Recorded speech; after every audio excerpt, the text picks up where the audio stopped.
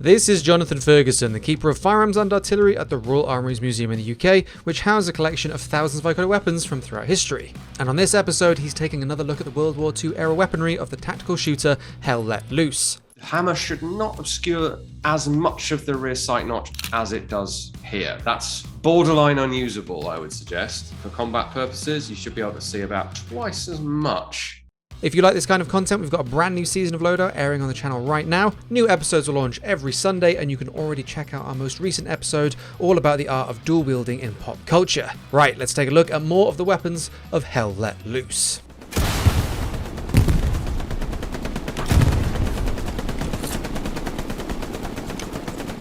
Right, bazooka, famous weapon, so famous that its name is used for all sorts of things that aren't bazookas, but this is a bazooka. M1 or M1A1, I assume it's the M1A1. Ours is an M1A1. The sight is well represented.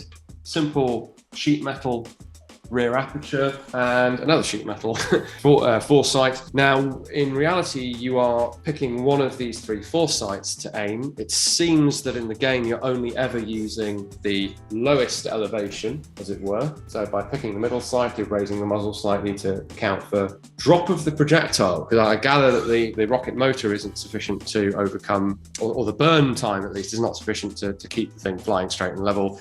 It does drop like a projectile would drop, as I understand it and as the game depicts it. So in terms of effect, realism, well, the visual effects are, I think, great. The explosions, the sparks, the smoke, that all looks quite naturalistic and real. There might be a bit too much fire. I would have to go back and watch some archive footage to remind myself, but there may be a little bit too much flame from the explosion of these things. They're not high explosive per se, they are meant to be armor piercing.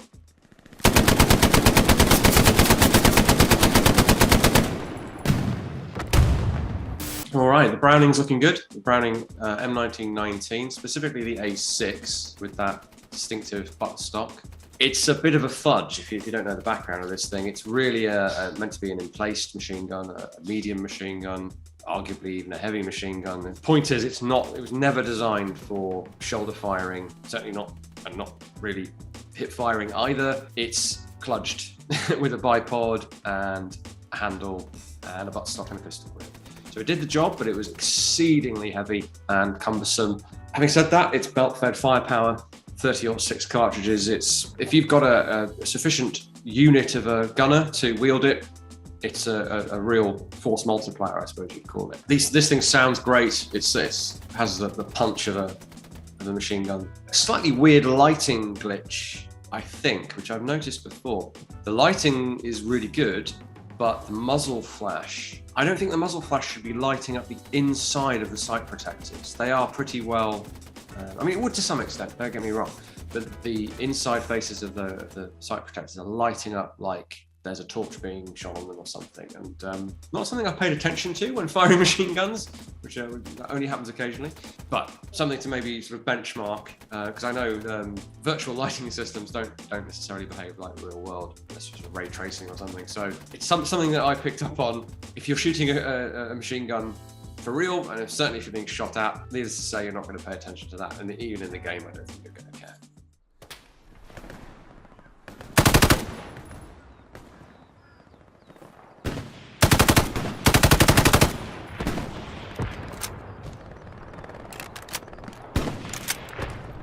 One of the more legendary weapons, I think, of the war, although there are many. The FG42, this is the second pattern or model. This is modeled very well, I think. All the details seem to be there. We don't operate the bipod in this, but in case you're interested, the handguard is also the bipod, and the bayonet is in here. Now, I can't recall what the bayonet gameplay is like in this, but I'm guessing the FG isn't one of those that you can use. And if you wish, close your bipod legs and you have a very compact weapon with a bayonet on the end. So yeah, just summarizing the gun at this point because it looks really good.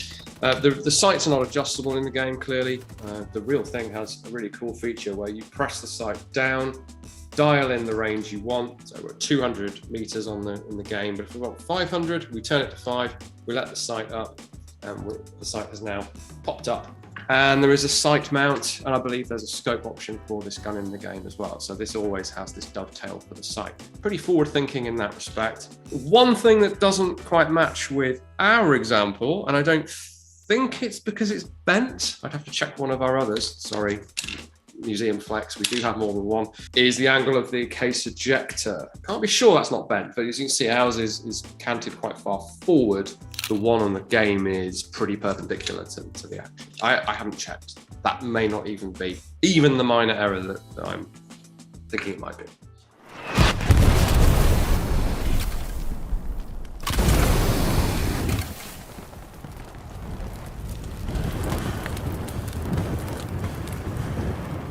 Oh, set yourself on fire there, unfortunately. Good take, I think, on flamethrowers. We are very lacking in flamethrowers at the Royal Armouries. I've not fired a flamethrower. I don't know what it looks like from the point of view of the shooter, but this is distinctly different, I think. The way I think they've tried to capture the fuel emitting from the nozzle and being ignited a little bit further out. There's a jet effect there that I haven't seen done before. There seems to be some lofting of the jet of fuel because the fuel has weight. It's not just burning air or something. So that seems to be correctly modelled. The flame and smoke looks good. The important thing is that the flaming fuel sticks and burns even to yourself if you're not careful, which is realistic. If you set fire to a tree and walk right past that tree, it may well certainly burn you. Whether it would catch you on fire instantly like that, I don't know. That's more of a physics thing.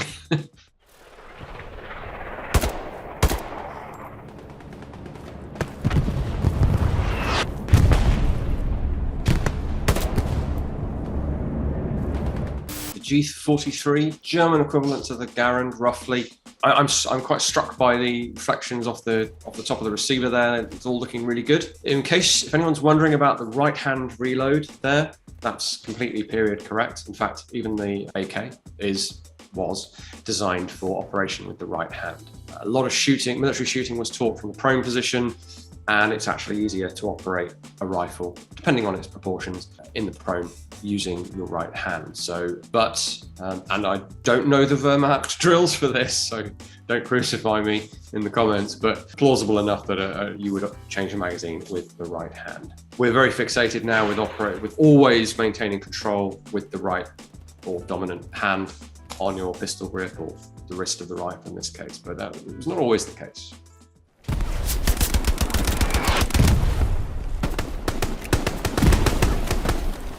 Now, the M3 grease gun. Now, it's even the same base model as the one from Insurgency Sandstorm that we covered recently. I was impressed by that, and I'm impressed by this. They're both really good. This is a conventional model, not suppressed, and without extra stuff stuck to it. I naturally lean toward this one, I'm afraid. The sight aperture on both guns is far too wide. Well, maybe not far too wide, but too wide. But that's a field of view thing to enable the player to see what the hell is going on, overcoming the limitations of a limited field of view, lack of depth perception from 2D. It's a concession to gameplay. Again, we have the big flappy dust cover that's also a safety. You can even see the felt pad that's inside that.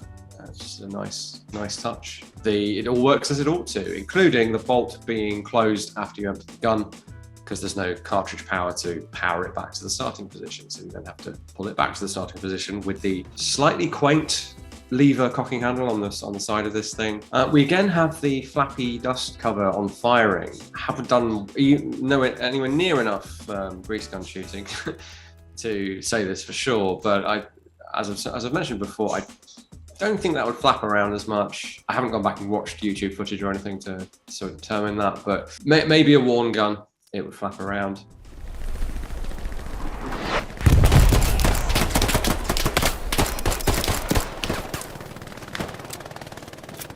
Onto the Luger, the P.08. Some of this era are marked P.08 for Parabellum model 1908. This one is not, nor is it the same as the one in the game. I've chosen this for something a bit different. This is from the lesser known and less prolific Luger manufacturer Krieghoff in Suhl. Beautifully finished. They're sort of black on black, a gloss black, very, very highly polished on the barrel and the slide, I should say the barrel extension and the toggle, and on parts of the frame, but then other parts of the frame are left matte, so it's quite a nice thing to look at. In terms of how it's depicted, no complaints. It's good. Player character is holding the thing one-handed, which is correct for the period. I don't think you'll find anybody two-handing a Luger at this time. If I have any observation, it would be that the sort of tactical magazine eject is not realistic really with the Luger. The catch is very, very far forward and hard to reach. You really have to rotate it in your hands to reach it. And then, yes, the magazine will tend to drop free, that's true. But at the time, I really don't think they were teaching tactical reloads. You would press the catch whilst holding the base plate, remove the magazine. Something to bear in mind about historic video games or movies or anything like that is modern practice, modern position hold, shooting techniques are modern. And although they have their roots in the Second World War in many cases, to do it period authentic, you need to A, look at training manuals, and B, watch footage, because people obviously depart from their training in a war zone. If you can speak to the guys that were around then, sadly very few of them now, even better.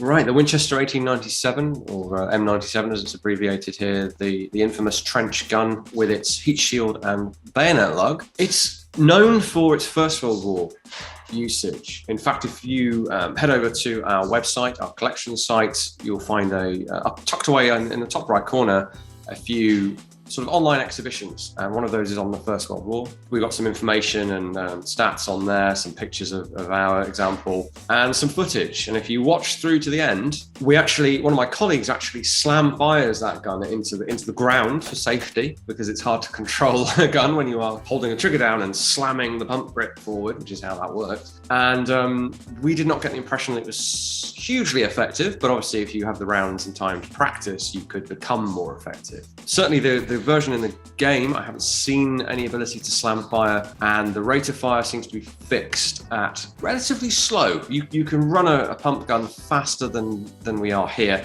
Chances are that's for gameplay reasons, because a 12 gauge round at close range was then and is now extremely potent.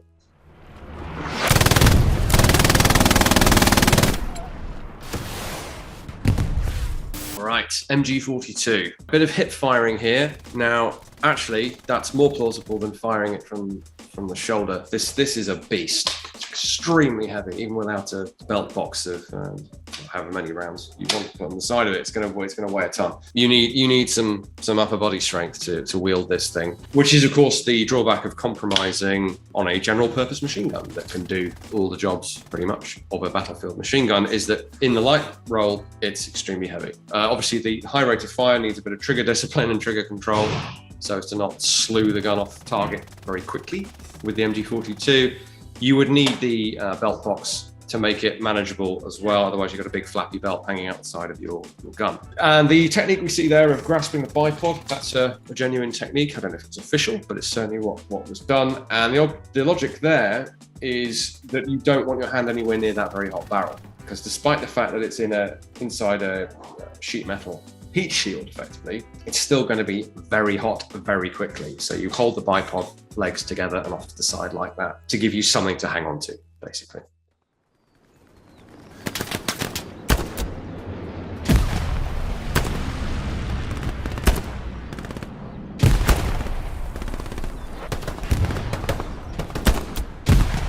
Okay, good depiction of the M1895 Nagant revolver. I have one here. This is a 1944 production example. The Itevsk arsenal mark on the side there.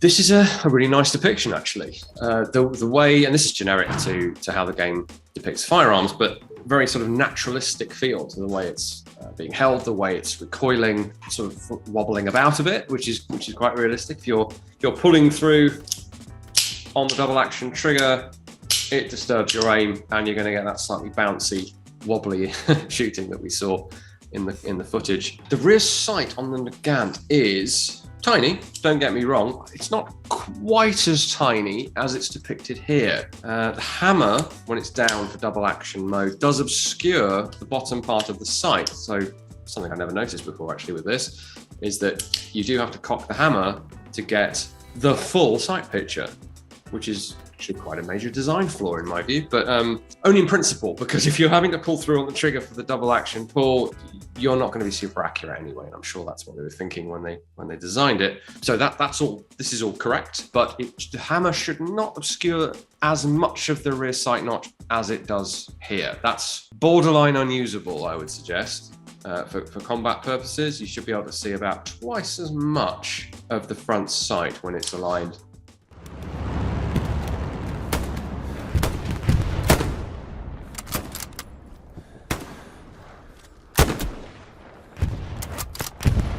Okay, Springfield 1903, a standard service rifle of the First World War, although not as common as the Enfield. Still in use as a standard service rifle in the Second World War for the US Marine Corps. So this was a Springfield Model 1903 A3, which was the sort of standard of the era. There are differences in the form of the controls. There are differences here. That's to do with the model, the specific variant of the model of sight, which is a Weaver Model 330. These are both Weaver 330 optics, but yeah, a few differences which are not errors in the game. They're just differences between our rifle or scope and the one that's depicted. The reticle in this is a tapered post, which was not uncommon at that time. The crosshairs, I'm not familiar enough with Weaver sights to be 100% sure, but I would imagine that that's an updated form with a more modern crosshair style of reticle.